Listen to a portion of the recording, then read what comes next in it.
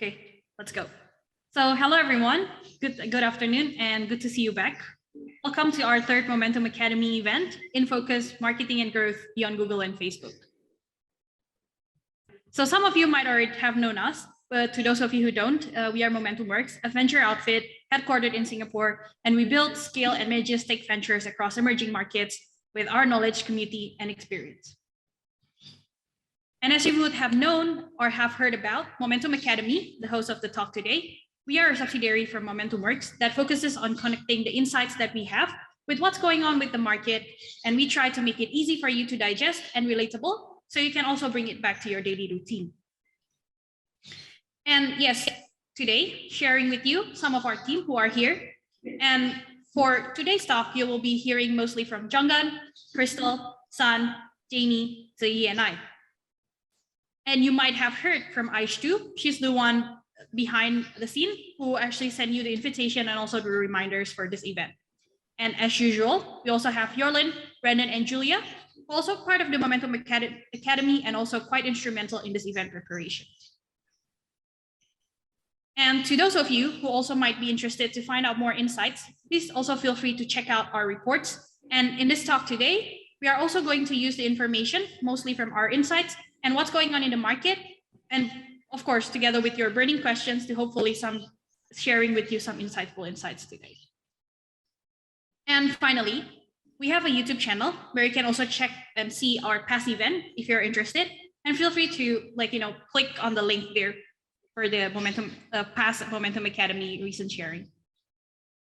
So before we start, here's our agenda for today, and do stay tuned till the end of the session, because we have a special guest, Xiaowen, one of the founding members of Waterdrop, who will do a 10-minute sharing with you on how they're able to acquire customer with low customer acquisition cost and grow their business to more than 100 million customers in a short span of 4 years. And here's a quick snippet of Xiaowen's profile. And as I mentioned, he's one of the founding members of Waterdrop, and he was also now in charge with the growth of Waterdrop Medical Crowdfunding and Waterdrop Insurance Marketplace. Now he is also the head of overseas business strategy at Waterdrop, and he was one of the 2020 Hurun Under 30 entrepreneurial leaders.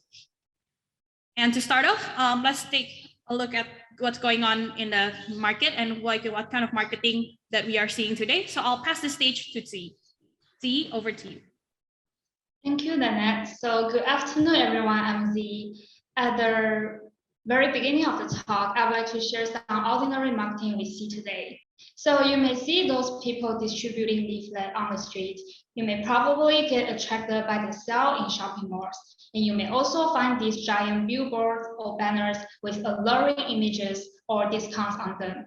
Apart from these traditional old school ways of advertising, we see email marketing as well, but are they doing it right? So let's see this in the next slide.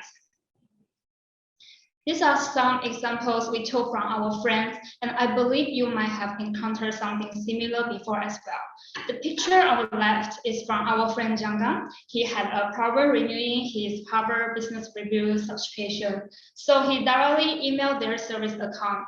Instead of the solution, he received spam for months. We all know that Harvard Business Review is a worldwide influential magazine, and people have high expectations on it because we all know it's famous, but they are doing this terrible thing as well. So we have another example about advertising your business, and it is the picture on the right-hand side. It is funny that this person sent goodbye as a subject just because he didn't get a reply, and the content sounded inappropriate and even somehow threatening. With all these downsides, is email marketing still an effective way? Lastly, we also see short videos and live streaming. Live streaming is a direct way to communicate with customers while promoting products online. Besides, short video advertisements are getting popular these days too. Instead of going to a contractor, many companies contact multiple KOLs or influencers to produce short video with any kind of creativity to promote their latest campaign. This concept of mass producing campaign is very mature in China, and Southeast Asia is slowly catching up. This slide shows an example of short video published on Douyin. Can I have the next slide? the version of TikTok in China. As you can tell easily, this app aims to promote its phone with its high-quality camera feature. It is structured in a storyboard form to attract TikTok users with interesting content. The question here for us to think about is, what is the appropriate content form for short videos? Does this short video method really works effectively in marketing? Later on, we'll have Crystal to bring us have a deep dive into the short video and live streaming. And I hope you have more insights after the whole session. Now I'll pass the time to Jamie. Okay, hello, Jamie here. So I'm going to talk about Web3. So Manny has been talking about metaverse marketing. So you might be familiar with the image on the left, the Bored Ape Yacht Club that went viral last year. So people are skeptical about the value of NFTs, but there's no denying the success of it. So, and since then, Manny has joined the hype. Big brands like Balenciaga teaming up with Fortnite and Gucci with Roblox. And there's a lot more out there. Next slide, please. Okay, and of course, every marketing has its own niche, and there are things that they do well in. For example, you see all the Apple advertisement have extremely clean cuts, and they have the ability to create a synergy between music and visuals. Their ads are always able to capture people's attention somehow. The Balenciaga and the Simpson collaboration ads on the top right are personally one of my favorite. So they embrace the love your body movement and are able to capitalize the current conversation in our society in a creative manner. And finally, we can't get enough of one of these best ads, I would say, in Southeast Asia. So Shopee has the Ronaldo dancing to Baby Shark, and the video itself become the talk of the town. Next slide. Thanks. But of course, there's always some campaign nets that backfires as well. So the first image on the left, where you see a trending article related to Lazada in Thailand's 5-5 campaign.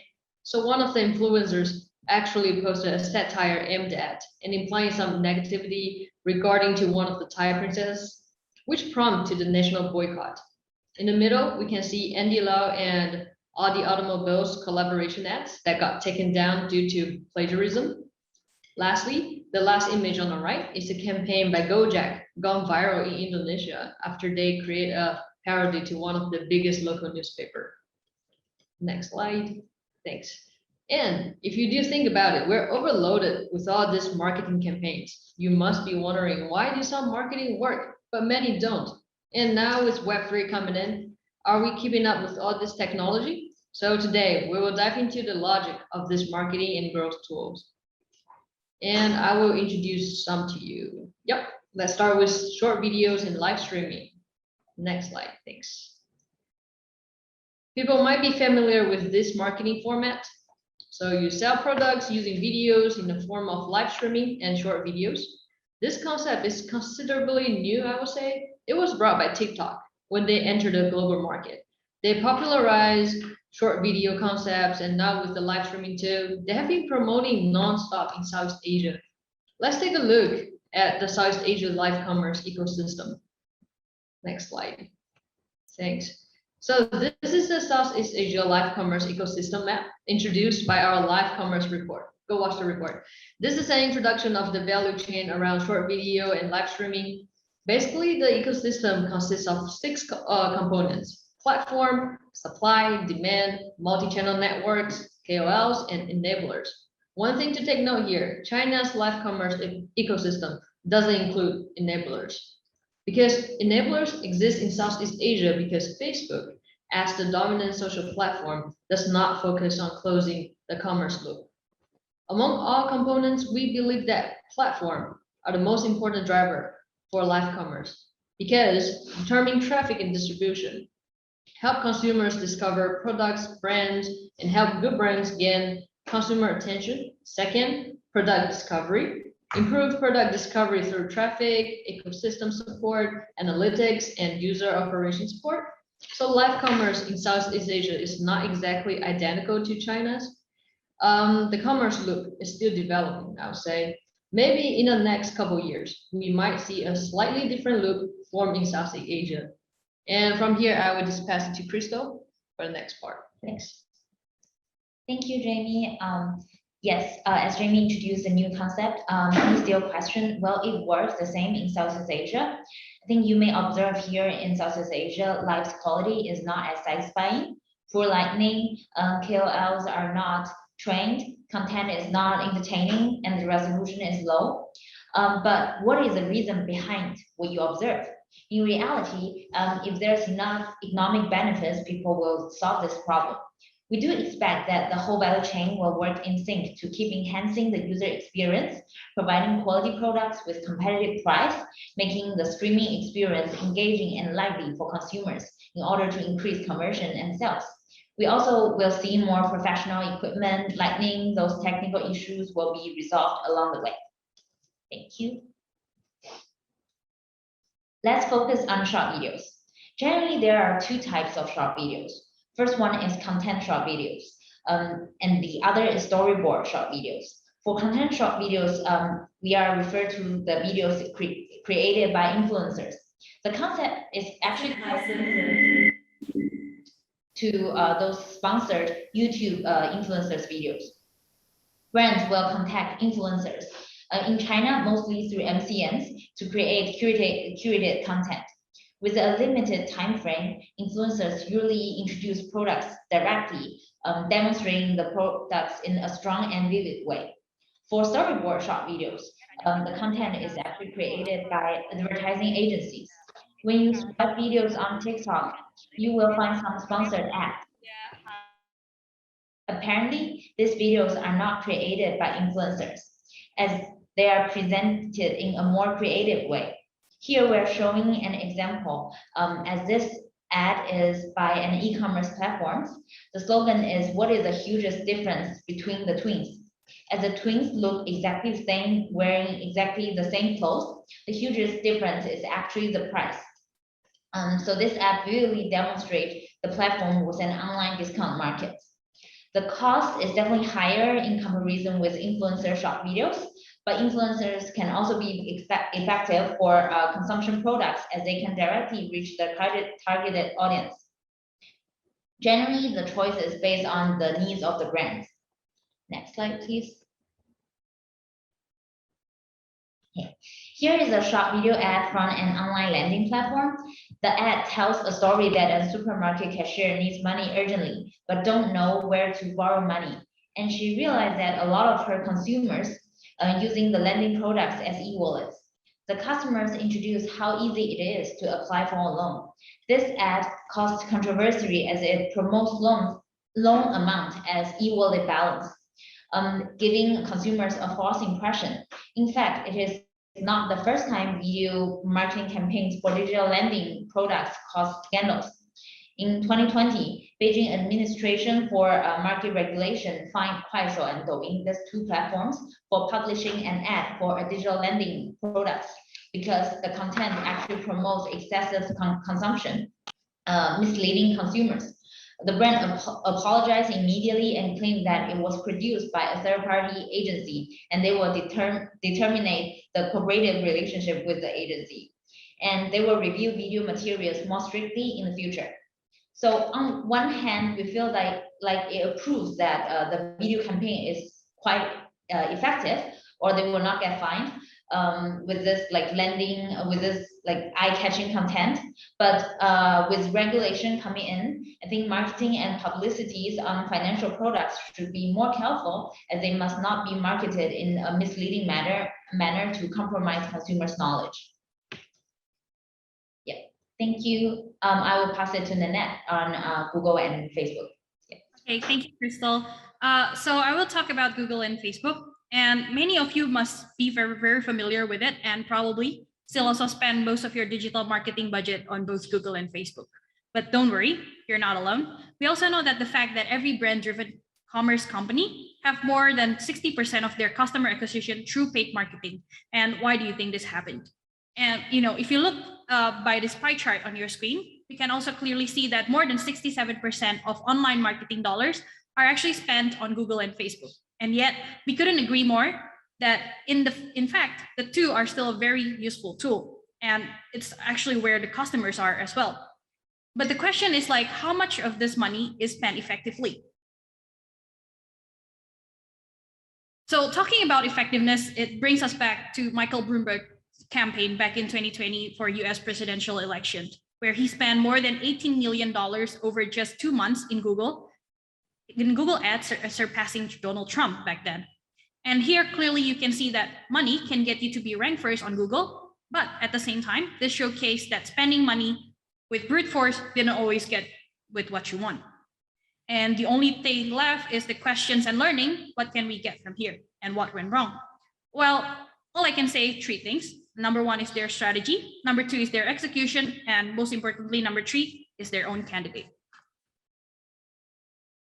So here are some reminders of things that you might already know. Number 1, define and understand and remember also what works and what does not. And by define here, it means that only financial returns count, and others such as ad impressions and also likes will not buy you a dinner. And number 2 is that understand your users and also do not carpet bomb them. And also, the other thing is that remember to put yourself in their own shoes and don't put them through a horror story. Number 3, SEO is still alive and they are also very well. Number 4, don't be afraid to go back to the drawing board when the things don't work out. Number 5, remember that only your long-time value higher than your customer acquisition cost matters. The other things does not matter. And number 6, marketing team supposed to be sitting next to the product and don't let them work. Don't let your marketing team work in silo. And finally, if you see the 6 reminders before, they are all from our friend Julia, and she's the founder of Unmarketed, a marketing company which is based in Dubai. And you can see it clearly from her picture on the right. And FYI, if you don't know, Julia is the one on the left, not on the right one. And what she said is that should you advertise on Google and Facebook? Yes. And should you make the financial returns on your marketing spend as your ultimate goal? And then she said, definitely yes. And if you're interested to find out also more insights from her, feel free to check it out on our blog below now. And for next part, I'll pass it to my dear colleague, Sun. Sun, over to you. Hi, so I'm here to talk about metaverse marketing to all of you. So let's start off on the next slide where we're going to look at 4 campaigns that have achieved some media attention and have been relatively successful. So on the top left, you can see Gucci Garden. This was a campaign that took place in Roblox. It was actually a 14-day immersive exhibition. Gucci actually explored many options and has been through many metaverses and has a comparatively large presence in the space, given how new it is.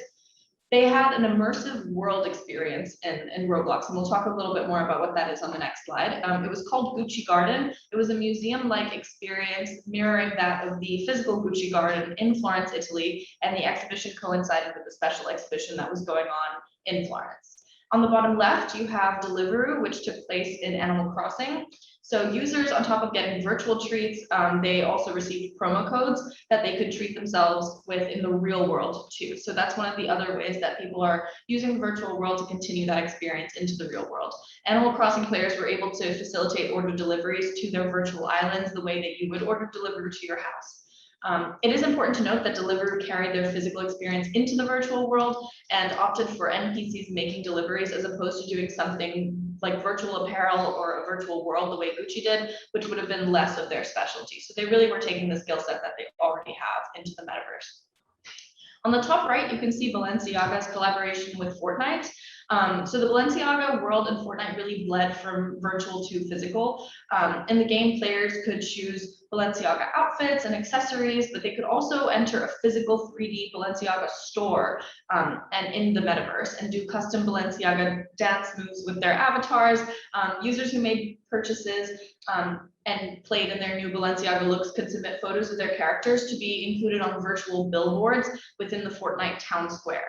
In the real-time square, real humans also could see collaborative billboards and then travel right up from Times Square to Madison Avenue to the physical Balenciaga store where they were able to shop fully fleshed out collections of Fortnite and Balenciaga products. So Balenciaga had hoodies and things like that with the Fortnite logo on them. Coca-Cola did an NFT collection that dropped on OpenSea, which is a very popular NFT marketplace in Web3. NFTs, it's important to note, can be created interoperable and that can be used and displayed across different metaverses. Interoperable basically means that they can take it from Decentraland to Sandbox to whatever metaverse that they're in, or they can specifically be made for one metaverse. So Coca-Cola very specifically had jackets that were made for Decentraland. But Coca-Cola's foray into the fast-growing metaverse was a big hit with fans and the crypto community. The brand's first ever NFT collection garnered a winning bid of $575,883 US, so relatively successful. So let's move to the next slide where we'll talk about what a metaverse actually is. Here you can see some of the more popular spaces and then names that are well known in the community. But I'm specifically going to go over 5 elements that can define a metaverse through a marketing lens. And so what they mean in that advertising world. The first point is that the metaverse encompasses an immersive environment. So it often uses either virtual or augmented reality technology, especially using avatars that people can tailor to look more like themselves or like their own personal virtual personality. Brands are able to more subtly ingrain products or brand loyalty into consumers' minds through this immersive experience. The second thing is that the metaverse is always on and it exists in real time. So brands can really penetrate audiences across the globe, crossing time zones and other demographics. The metaverse also spans the virtual and physical worlds, as well as multiple platforms for consumers to continue their experience and carry it through multiple spaces so that brand experience never really dies. My fourth point is that the metaverse is powered by a fully functioning virtual economy, often but not always built on cryptocurrency and digital goods and assets, including NFTs like I just spoke about with Coca-Cola. Lastly, the metaverse enables people to have avatars, so that's their virtual presence, and it also allows them to have autonomy, including peer-to-peer interactions, user-generated content, things that they make themselves, and building their own worlds, which is a good transition to the next slide. So we're going to talk a little bit about the options that you have on the top platforms that currently exist. So you can see the Sandbox on the left, Decentraland in the middle, and Roblox on the right, which there's a little bit of speculation on whether or not I can really call that a metaverse. Personally, I'm going to say probably leaning towards not, but we're going to include it anyway. So there are 2 kinds of options for brands. There are either immersive experiences or unobtrusive experiences, because at the end of the day, this is a virtual, almost game-like experience for people. So immersive experiences include digital worlds, which are all-encompassing brand experiences that the brand can have complete and total control over. Whether they do this in-house or outsource it to a metaverse builder, such as Smuggler Studios, the logo of which you can see there.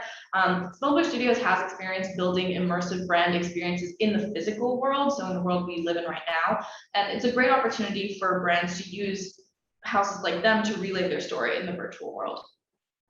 So that's just one way. The other way is games. Users can use like the play to earn model to earn physical or digital rewards that are related to brand products. And lastly, phygital. So either through that games like I was just talking about or other methods, there can be aspects of the virtual world. For example, let's take sneakers that when purchased in the virtual world, users can also redeem a pair in real life or vice versa and moving from the physical to the digital world. There are many ways that this can be done, such as discount codes like we just saw with Deliveroo.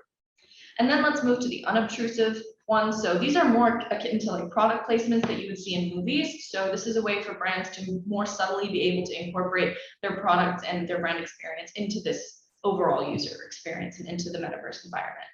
So with NFTs, it's important to note that direct to avatar sales of virtual goods are already a $54 billion market today.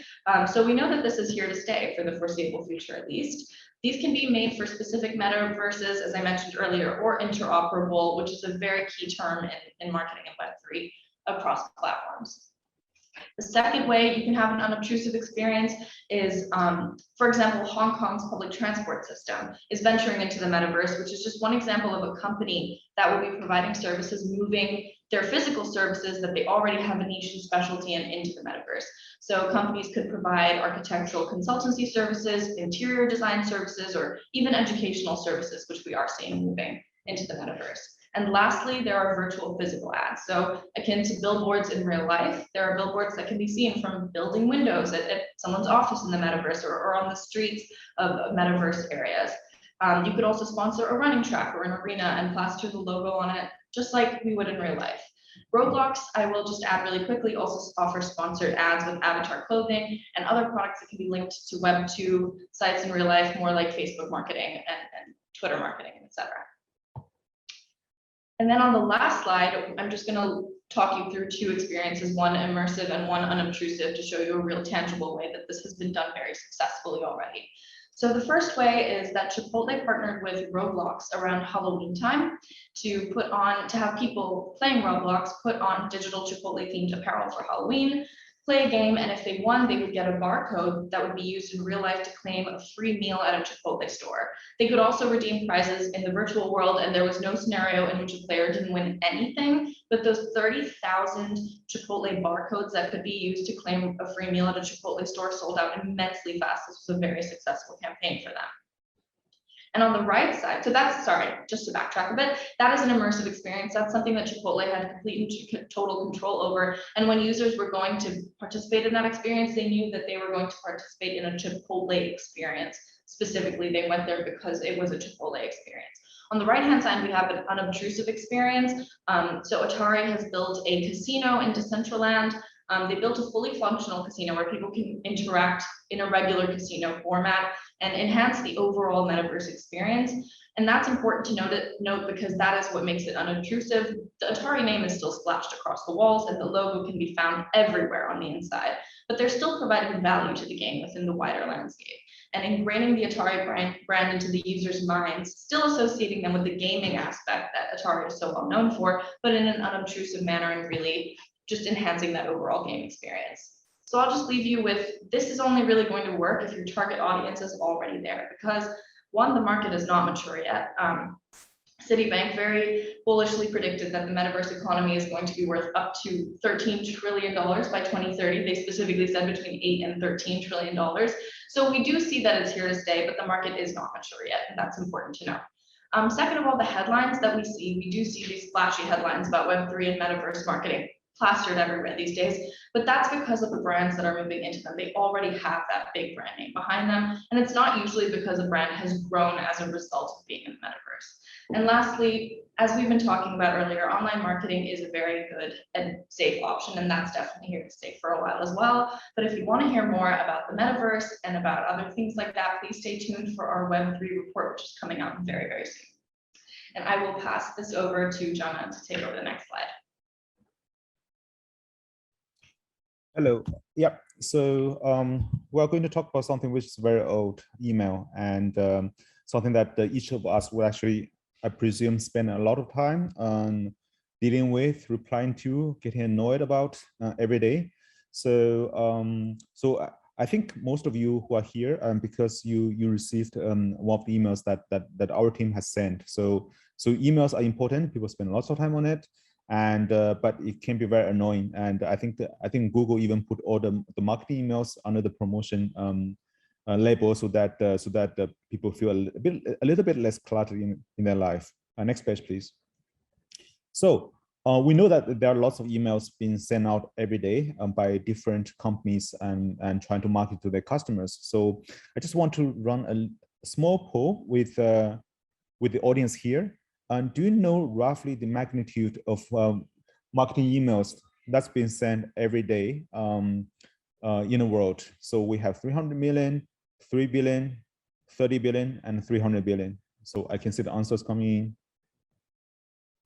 Yep, some people, I mean, amazingly, not many people are choosing 3 billion. Brings back to old high school days where we have to do MCQs.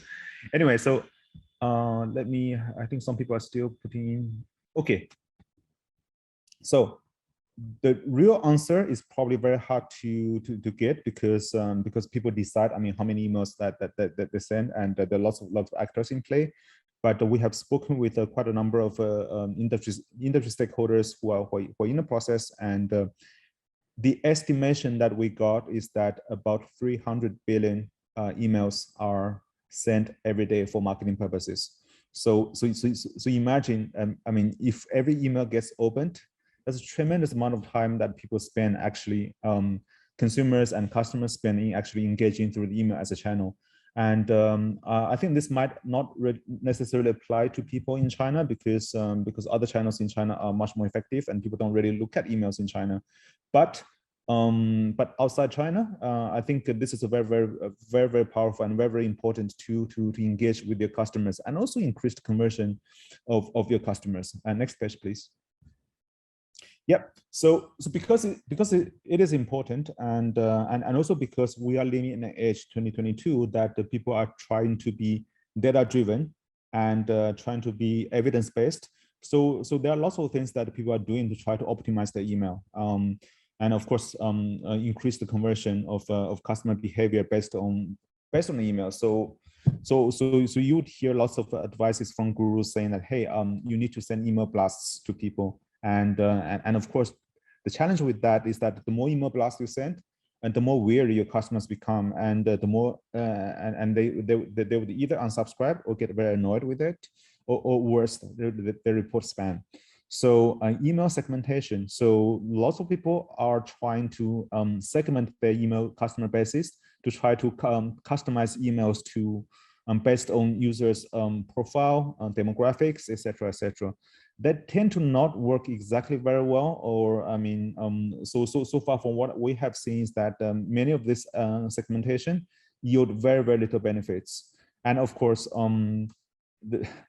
another thing that people constantly test is the send timing, right? I mean, is it really better to send things at 9 a.m. versus 9:30 a.m. or 11 a.m. versus lunchtime? So we do see a few small benefits of sort of optimize the timing, but these benefits tend to dissipate very quickly. After like 2 or 3 EDMs, you would probably see the performance of your EDM reverting to the mean.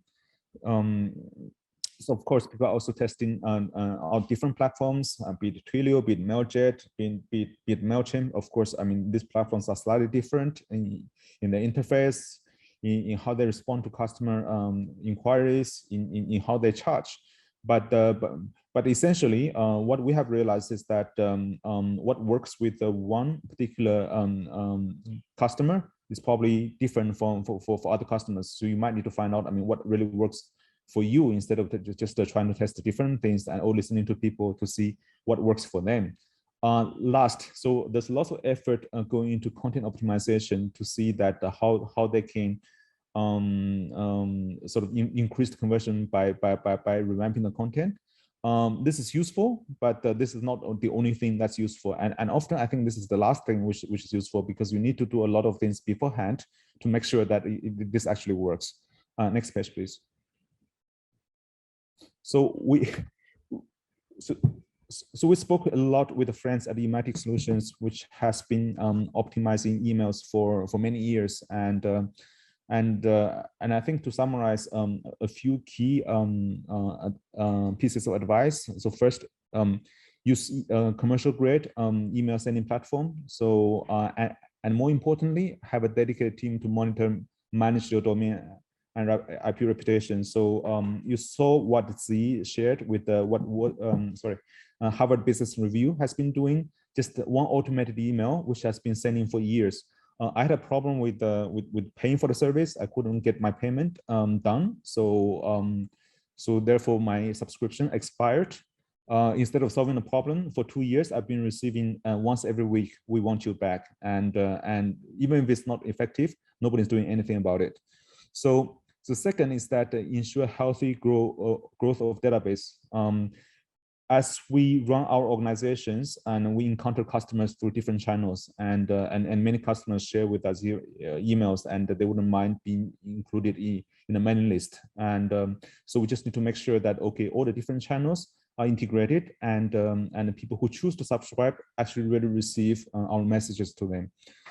Third, maintain a regular mailing schedule. We find it very annoying that we get lots of emails from the same party, and the emails are sent out in irregular times. And also sometimes for the emails we actually anticipate, I would hope that they arrive at a fixed time. So because otherwise it's a bit of a chaos. So importantly, target users based on engagement level. So we know that people like to target customers based on profiles, right? I mean, so for instance, if I send a promotion about female customers, I might want to exclude all the male customers from my EDM. This might not be the right thing to do, because many male customers might also be interested in what you have to offer, because they're buying things for for their cousins, for their wives, for their girlfriends, or for their moms. So the incremental benefits by doing all this small customization and optimization might be very limited or very, very short term. So the last point, content optimization, which is important, but if we don't have the basics up and running, you will not see much benefit from content optimization. So we have learned a lot over the years from our friends from Ematics, and you can find some of their sharings actually on the internet as well. Next, please. So we talked quite a bit about different channels, some of them new, some of them old, and I presume many of you guys are very, very familiar with some channels, and many of you are experts, and probably more experts than we are.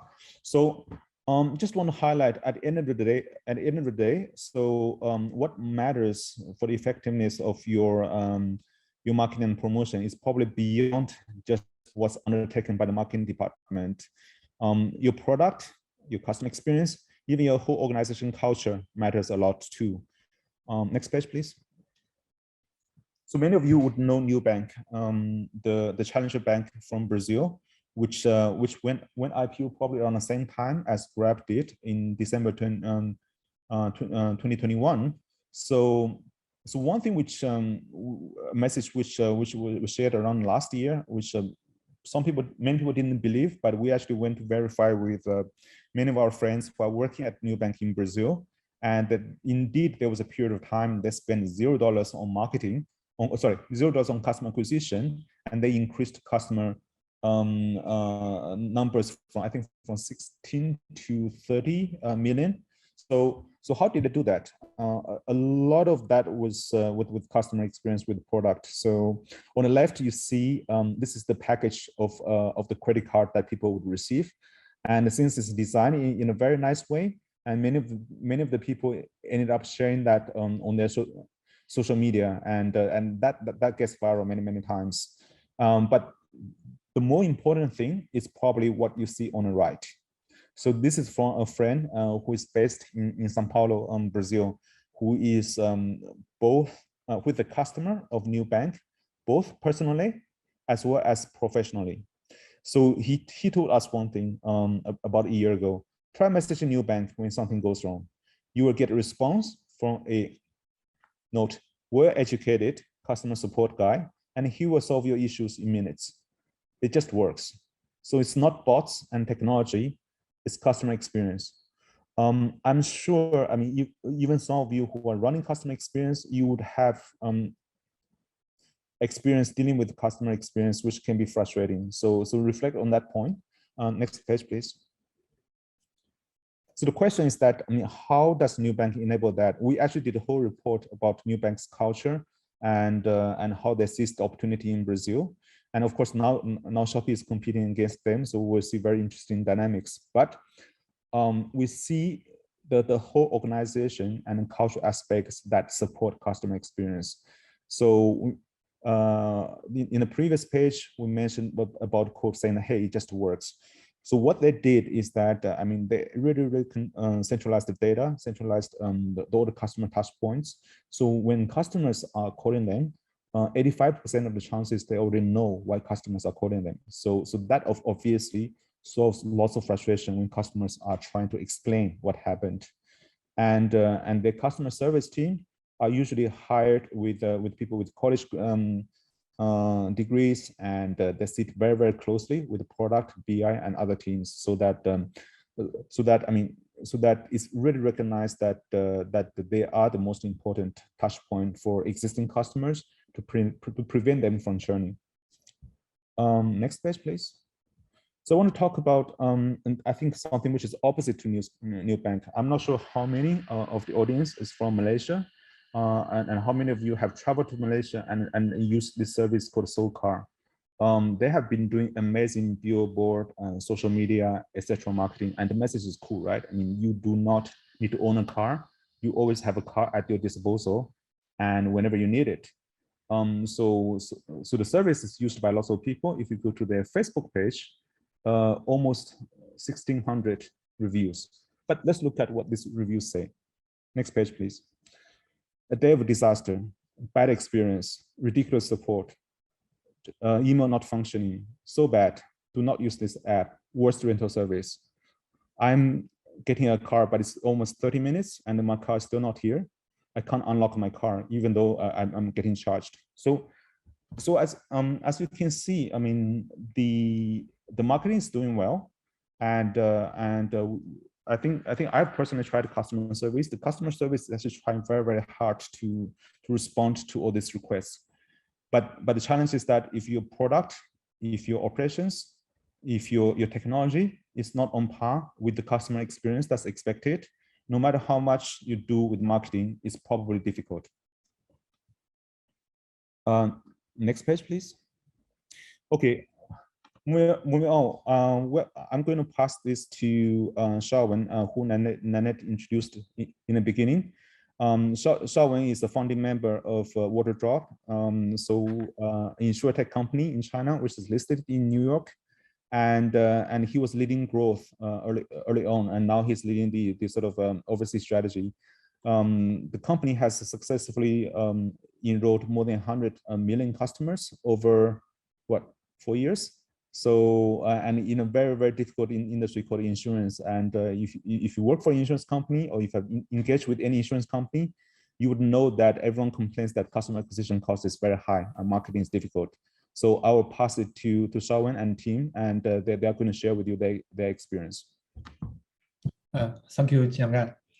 Hello, everyone. I'm Shaowen from Waterdrop.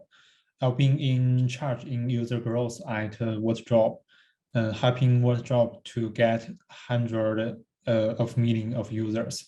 Now I'm in Singapore, exploring to the insurtech business and also looking at Web3.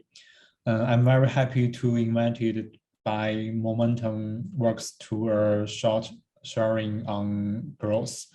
Since my English is not very good, my colleague Xinbei will help me to do the sharing. If you are doing something about the insurance technology or Web3, I'm very happy to connect with you. You can add my LinkedIn. So next time I will hand over to Xinbei. Thank you. Okay, thanks, Shaw. So Shaw has prepared the contents and I'm just helping him with the delivery. First of all, I'll help Shaw to do a quick introduction of Waterdrop and then continue with the sharing session. So Waterdrop was started in 2016, and our mission is that we at Waterdrop aspire to bring insurance and healthcare service to billions through technology. Waterdrop has two major business lines. The first one is Waterdrop Medical Crowdfunding. We are the largest medical crowdfunding platform in China. 45.7 billion RMB has been donated to 2.2 million patients by 383 million donors through our platform. And the second one is a Waterdrop Insurance Marketplace. We are the largest independent third-party insurance platform in China. It has 108.7 million customers, out of which 27.2 million are paying customers. Last year, the annual premium totaled up to 16.3 billion RMB. Currently, Waterdrop is exploring expansion opportunities about insurance technology and Web3 in Southeast Asia. So Shaw, as the person in charge of overseas business, is currently in Singapore, and Southeast Asian startup founders and entrepreneurs in the relevant industries are welcome to connect. And next, we will go straight into the sharing. Next slide, please. Since we have limited time, Shaw has summarized the contents into two key points, with the first one being growth potential comes from large-scale user migration, and the second one being sustainable business growth comes from innovation, which in turn comes from new combinations of supply, demand, and connection. We will elaborate more on each of the points. Next slide, please. So our first point here is growth potential comes from large-scale user migration. So usually when there is a net inflow of users and assets, that points to an opportunity for growth. Here are a few examples. So first example will be users were migrating from the PC internet to the mobile internet. Hence, the mobile internet witnessed a net inflow of users. In the early stage of the transition, there were plenty of opportunities for doing startups as the supply was low and the user acquisition cost was also very low. And the second example is with the rise of TikTok, we have also seen a migration of users from news media and social media to TikTok. That brings new opportunities for growth. And the first movers in TikTok could acquire users with very low cost since there were more users than content creators. Hence, companies which saw this opportunity grew their business very quickly through the TikTok channel. The last example is that after 2018, China's smartphone shipments topped out and stopped growing, while the penetration rate of smartphones and internet continued to grow in Southeast Asia. That led to Chinese entrepreneurs going overseas and starting up new businesses in Southeast Asia as they saw the supply-demand imbalance here. All in all, the lessons here is to be the first mover when you sense a large-scale user migration, as you can grow your customer base quickly with low costs by being one of the first few suppliers. Next slide, please. And the next point we want to make is that sustainable business growth comes from innovation, which in turn comes from new combinations of supply, demand, and methods of matching supply and demand. So every business has its own business cycle and growth ceiling. Hence, in order to achieve sustainable growth, businesses need to continuously explore the second curve, as higher growth from new businesses drive the continuous growth of the company. So in Schumpeter's theory of economic development, he mentioned that innovation is the recombination of factors of production. To achieve innovation, enterprises need to dismantle the old factors and reorganize them to form a new combination. So innovation comes from a new combination of old elements. Breaking down the business model into elements of the smallest granularity, it can basically be summarized into 3 dimensions: supply, demand, and connection between supply and demand. Every combination of the 3 elements is a complete closed-loop business model. And if it satisfies both business value and user value, it is a valid business model. So the key to sustainable business growth lies in the continuous creation of new closed-loop business models. The diversity of combinations brings stability to the company's growth, and the company will not need to rely on a single business model. Supply, demand, and connection abstracted into business language are channel, products, and methods of selling. Next slide, please. The key to bringing stable business growth is to maximize efficiency of matching supply and demand. That is achieved through 3 steps: multiple channels, multiple methods of selling, and multiple products. With more combinations, the business structure will become healthier and business growth will become more stable. By having multiple channels, we mean that the company can constantly adjust its channel structure. Channel growth comes from user migration, as mentioned previously. And by having multiple methods of selling, transaction efficiency can be improved, as multiple methods of selling will provide more motivation for the users to purchase and reduce their decision costs. Lastly, by having multiple products, the company can constantly meet the needs of different users and also have different pricing for users with different budgets. Having these elements will enable the company to continuously build new combinations, which will in turn bring about constant business growth and help to improve the health of the business. And so that's all we have prepared, and Shaw and I will be happy to answer any questions if we have time. Yeah, thank you. Hi, Shaw, do you have anything to add? We can also help help you to translate. But yeah. 连接等于销售方式，能不能给几个例子呢？如果是金融领域的交易型的业务的话，它可能常见的交易模式有3种，一种是说纯粹的线上直接销售，面向这个用户直接就是用户直接在线上购买，然后就是像这个面对面的这个通过人的方式去销售，然后还有就是像这个电话销售，这些都是这个不同的这个销售的模式。然后对你的业务来说，其实是你有这个不同渠道来的用户，然后不同的这个销售模式和不同的产品，然后这几个维度交叉组合在一起构成的这个交易的闭环越多，你的业务的稳定性就越强。Yeah, so there's some like Shaw gives 3 examples, and I believe which is already in the chat.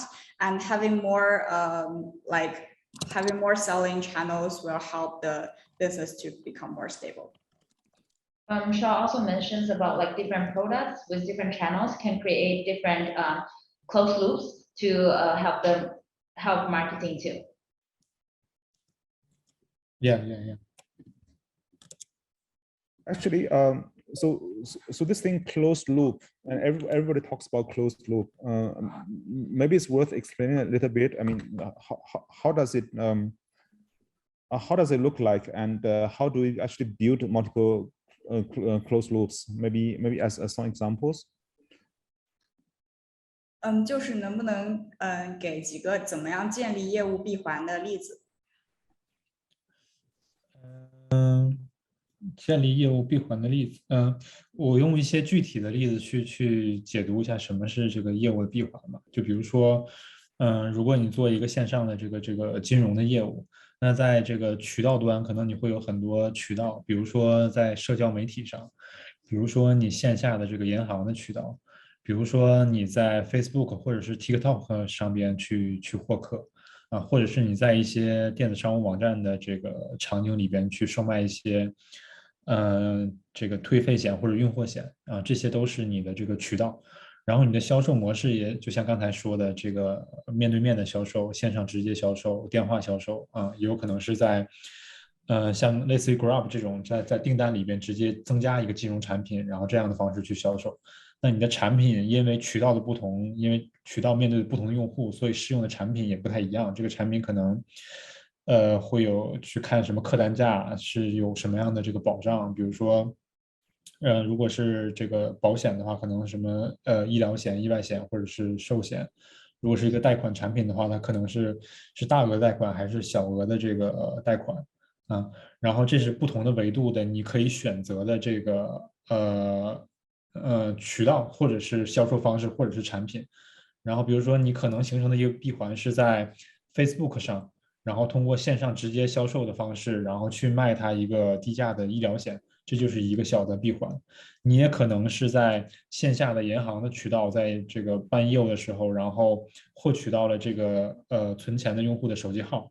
然后去向他卖一个人寿保险，因为这样的用户他可能这个你在银行里边知道他存多少钱，你可能知道他有多少钱，这也是一个业务的这个闭环啊。然后你把所有的渠道拆出来，所有的销售模式拆出来和所有的产品拆出来，然后就去做交叉的组合，然后去做一些判断，去做尝试。然后当这个闭环的成立的前提是用户价值也比较高，然后商业价值也成立。商业价值就是你这个可以赚钱，或者说你的这个商业的效率要远高于现在的这个组合的方式，这就是一个成立的新的一个闭环。一个闭环成立了之后，就可以给你的业务带来新的这个增量，因为它是一个新的这个模式，然后你有很多个闭环，你的业务组合比较丰富，然后你的业务就比较稳定。因为当你依赖单个的渠道或者是产品的时候，这个渠道或者产品如果出了问题，直接这个，比如说你在一个渠道里边的用户的获取占或者是交易额占60%以上，这个渠道如果出现了问题，那你的业务可能直接就掉了一半所以很多个组合会提高你的业务的稳定性，也会让你的业务变得更大。Okay, let me try this. If I miss anything, please help me to add. Yeah, so there are different ways of like sales. Closed loop is combined of sales channel and also of the way of selling The closed loop, which means a combination of these three together. For example, the two examples I will give is first is like Facebook. They can directly sell online and to sell an insurance, medical insurance. The other closed loop will be offline. You get information from a bank. You know how much money people save, and then you get their phone number and sell them life insurance. So this basically means you know the channel, you know where to get their information, and you sell them the right products. This combines a closed loop.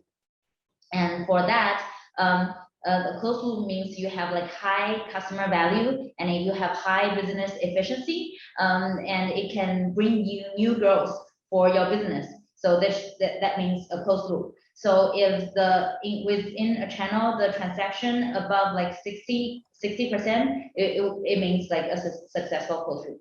If I miss anything, please tell me. Sorry, just to add on. So, so Shaw was discussing like the insurance business as an example. So there are a few channels that the insurance business can take. For example, online social media, e-commerce channels, or banks. And for models, you can use face-to-face sales, online sales, telesales, or embedded sales, which means you partner with some third-party platforms, and when they purchase the products like a travel product, and you can just embed your travel insurance in that. And for the products, it can be different for different channels, and like it also depends on the specific characteristics of the products. For example, for life insurance, it depends on like your health condition, like whether it's health or medical or severe illness. And for loan, it depends on whether the loan is big amount or small amount. And based on that, the channels can be different. Yeah, just to add on. I think just very quickly, so the important for a business to continuously to grow is to create multiple closed loops that allows, because I mean different products are suitable for different channels and different demands, but once you have a different combination of products with channels, your business becomes more stable, because if let's say one day one channel disappears or one demand disappears, and your business is still there. I think we're running a bit out of time, but there's one question. Can you share more on how Waterdrop uses TikTok to acquire customers, and how does Waterdrop drive recurring revenue? 用短视频获客的前提是需要先判断一下你这个产品能否在短视频里面获客，因为你的产品在短视频的渠道里面获客，其实不一定完全取决于你的产品，核心是取决于你的这个商品的变现效率是否能 PK 得过，在这个 TikTok 这个广告平台里面其他的这个广告主。然后对于这个变现效率的这个就是变现能力来说，其实大概就是游戏是变现效率基本上应该是最高的，然后是电商，然后应该是教育，然后可能才到金融。我说大致的这个行业的变现效率的这个分类啊，所以你要看你在这个 TikTok 上获取一个客户，然后你自己能有多少钱可以用于支付它的这个渠道的成本，然后你自己是否还能有剩下去支持你公司经营的这个钱，这个是一个前提。然后具体在做那个事情的时候，就看你怎么通过短视频去激发这个用户对这个事情的意识和欲望，然后再怎么在你的这个产品的交易流程里边去降低它的这个决策成本。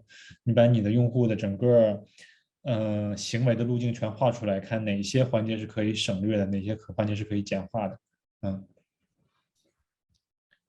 Okay, let me quickly translate. I mean, essentially 2 points. I mean, first is that you need to evaluate whether your products are suitable for the TikTok channel.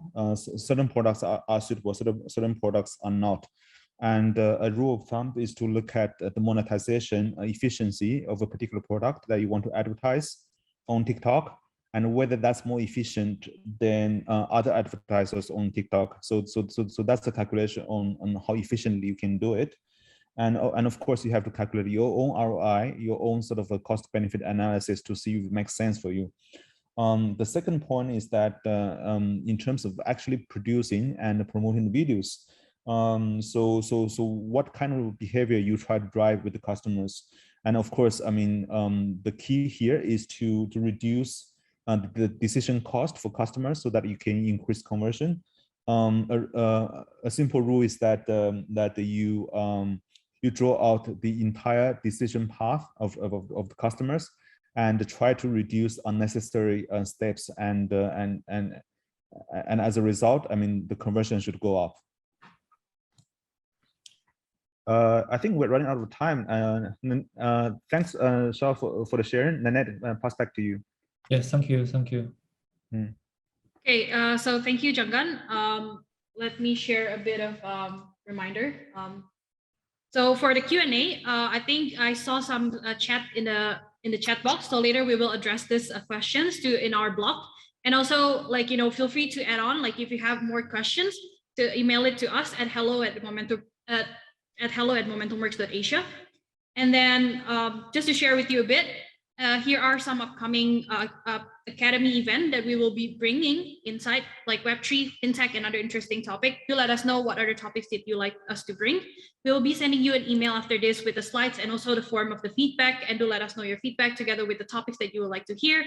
We would really greatly appreciate it to help us to curate more better sessions. And finally, here are some upcoming sharings from Momentum Works, the MSMEs in Indonesia, Web3, and also a very special collaboration event, which will happen on the 17th of June, related to tech investment and trends in 2023. So do stay tuned and look out for our invitation email. And finally, it was a very pleasure to host today's event, and do follow us as well on our social media. We also share our insights and updates of our talks there. And also feel free to reach out to our email to say hi, or also if you have any other questions or feedback, feel free to email us as well. And on behalf of the team, thank you so much for joining us today, and see you on the next weekend. See you on the next event, and then have a great weekend. See you guys. Bye. Bye-bye.